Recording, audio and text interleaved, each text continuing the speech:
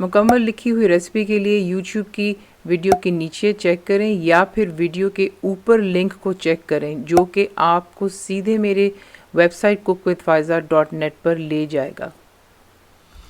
अस्सलाम वालेकुम जी, आज आप लोगों के लिए बनाने जा रहे हैं बहुत ही मज़ेदार मीठा, इसका नाम है कोकोनट कस्टर्ड। इसके लिए आपको क्या करना है, आप एक पैन में दूध लेंगे, 2 लीटर दूध है मेरे पास। इसमें अब आप चीनी ऐड करेंगे, 1 कप शुगर है और फ्लेम मैंने यहाँ पर हाई पर रखी हुई है। और आपने करना ये कि आप इसको मिक्स करते रहें ताकि नीचे दूध ना लगे और चीनी जो है इसके अंदर डिज़ोल्व हो जानी चाहिए। और फिर नेक्स्ट चीनी जब इसमें डिज़ोल्व हो जाएगी अच्छे से, अब आपने इसमें ऐड करना है साबूदाना भी कहते हैं और इसे साबूदाना भी कहा जाता है। मैंने 1 कप साबूदाना लिया और इसे मैंने 2 कप पानी में डाल करके सोक कर दिया था ताकि अच्छी तरह जो है ये थोड़ा सा सॉफ्ट हो जाए।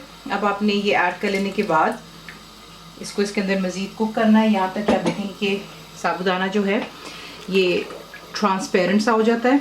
अभी अगर आप देखें तो वो वाइट पर्ल्स की तरह दिखता है, लेकिन अभी आप देख रहे हैं इसको, यहाँ पर ये वाइट है बिल्कुल, ठीक है। और ये ट्रांसपेरेंट हो जाएगा, तब तक हमने इसको कुक करना है मीडियम फ्लेम पर रखकर।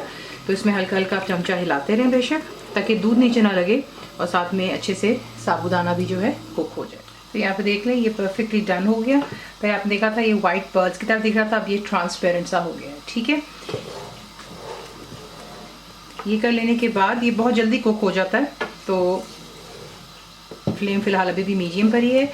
अब आप इसमें ऐड करेंगे कोकोनट का मिल्क, ठीक है। वो आपको कैन में मिल जाता है, मैं 400 ml का इस्तेमाल कर रही हूँ। आप तमाम इसमें ऐड करते हैं, इसे भी अच्छे से मिक्स कर लेते हैं। और इसी के साथ आपने जो है इसके अंदर ऐड करना है वो है इलायची पाउडर। इसे मज़ीद हम यहाँ पर मीडियम फ्लेम पर जो है 5 से 6 मिनट कुक करेंगे। इसको स्टर करते रहें ताकि नीचे दूध लग ना जाए और फिर आपको दिखाते हैं नेक्स्ट स्टेप। अब आपने इसके अंदर जो ऐड करना है वो है कस्टर्ड, ठीक है। तो मैंने 3 टेबलस्पून कस्टर्ड लिया और हाफ कप दूध, उसमें मैंने इसको मिक्स कर लिया है। आहिस्ता आहिस्ता आप इसमें ऐड करेंगे और साथ साथ आप इसमें चमचा चलाते चले जाएंगे ताकि जो है कोई लम्स ना बने। और फ्लेम यहाँ पर मैंने मीडियम और हाई के दरमियान में रखी हुई है और आपने इसको इतना कुक करना है कि ये गाढ़ेपन की तरफ आ जाएगा और फिर नीचे आप फ्लेम बंद कर देते हैं। तो इसको अच्छे से मिक्स कर लेते हैं। तो ये देख लें यहाँ पे ये तैयार हो गया, ठीक है। इसकी कंसिस्टेंसी जो है ये परफेक्टली ये देख लें इस तरह है, क्योंकि ठंडे हो जाने के बाद भी कस्टर्ड जो है थोड़ा सा थिक होता है, इसलिए हमने इसका ख्याल रखना होता है। ज़्यादा ओवर कुक मत कर लीजिएगा वरना फिर बिल्कुल ही वो फर्म हो जाएगा, ठीक है।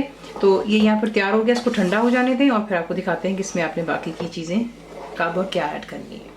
अब जब ये बिल्कुल ठंडा हो जाता है रूम टेम्परेचर पर, तब आप इसमें जो ऐड करते हैं ये बिल्कुल ऑप्शनल है। अगर आप नहीं डालना चाहते दैट्स कम्प्लीटली योर चॉइस। मैं इसमें एक फ्रूट कॉकटेल का कैन डाल रही हूँ जिसका वज़न है 420 ग्राम और ये आप इसमें डाल सकते हैं। नहीं डालना चाहते, मैं आपसे दोबारा रिपीट करूँगी कि कोई ज़रूरी नहीं है कि आप हर वो चीज़ ऐड करें जो मैं ऐड कर रही हूँ, लेकिन ये ज़रा खूबसूरत भी दिखता है डिश आउट होते हुए और इसका जायका भी अच्छा आता है। चीनी भी इसमें ज़्यादा नहीं होती है। अगर आप यही रेसिपी किसी डायबिटिक इंसान के लिए बना रहे हैं कि तबीयत ठीक नहीं, तो आप चीनी की जगह लो शुगर डाल सकते हैं, ठीक है। तो ये है कि आप वेरिएशन खुद भी कर सकते हैं। इसमें आप ऐड करेंगे जेली। मैंने 1 पैकेट जेली का लिया था, कोई भी आप अपने पसंद की जेली डाल सकते हैं। तो थोड़ी सी मैंने छोड़ दी गार्निशिंग के लिए। ये स्ट्रॉबेरी है मेरे पास और पाइनएप्पल, थोड़ी सी मैंने छोड़ दी गार्निशिंग के लिए। इसको मिक्स कर लेते हैं और फिर जिस भी बोल में आपने इसको डिश आउट करना है आप उसको उसमें डालेंगे और फिर इसको चिल कर आप सर्व करते हैं। इसका ठंडे का ही मज़ा आता है। तो ये किसे मिक्स कर लेते हैं और फिर इसे करते हैं हम डिश आउट।